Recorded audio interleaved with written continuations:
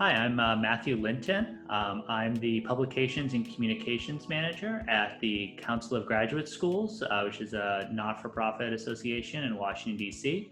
My pronouns are he, his.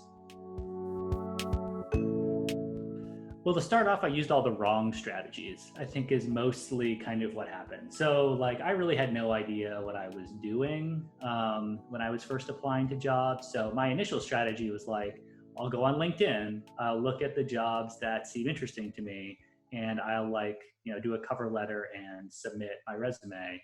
And then, just opportunities will just roll in.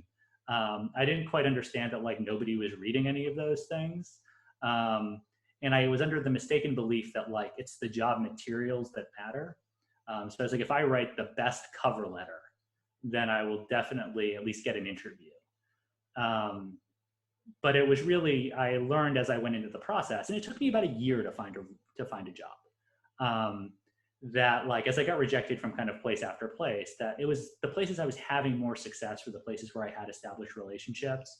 And so I had to spend more of my time in relationship building and networking, and less time obsessing over job materials. Sure, you don't want to do a sloppy job, you don't want to have obvious errors or anything like that.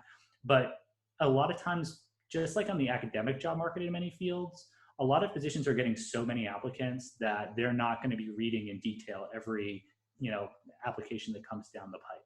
So the best way to stand out is to have relationships that will ensure that somebody in that organization will recognize your name when it rolls across their desk, or will say to human relations or whoever that somebody who's really qualified and smart has put in an application for this job with this name, you should keep an eye out for it. Those are the things that I think can really help you.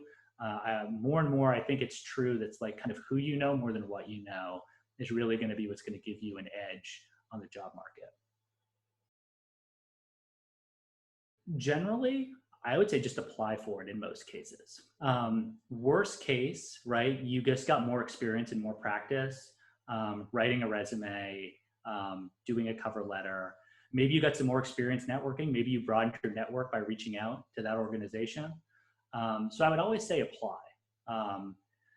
If you feel like you're lacking in some of the skills that you need to go into the career that you want to go into, there are some other opportunities that you can maybe take advantage of. So perhaps your university offers free courses in technical skills. Sometimes they'll have free courses on part of the Microsoft Office suite, or maybe they have free courses in data analysis. Those are kind of skills that have a lot of value on the job market. And so maybe you can parlay those free resources into more items to put on your resume. Getting a certification in some sort of digital design or something like that can be something that pops on a resume, where it's not only do you say you have that skill, but you have a certification that attests that you have that skill. And something I really try to encourage PhD programs in humanities in particular is, can we find other places to certify people? Because we're in kind of a struggle for most certifications for a lot of positions, where you'll get people that just list everything they've ever accomplished on a resume. And it can be hard to stand out if you have a huge block of time that you are mostly spending doing a dissertation or some larger project.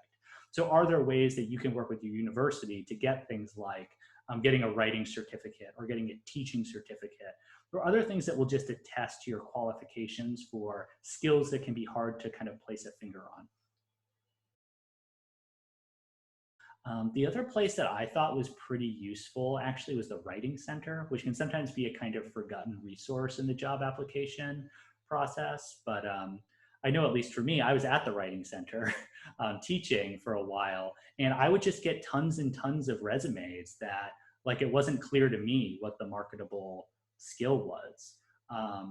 They were very unfocused, or maybe they had way too much stuff about education and not enough about what value you were bringing to a company or an organization. Yeah, it's great that you wrote this article that got published in this journal, but I don't know what that journal is if I'm not in the field.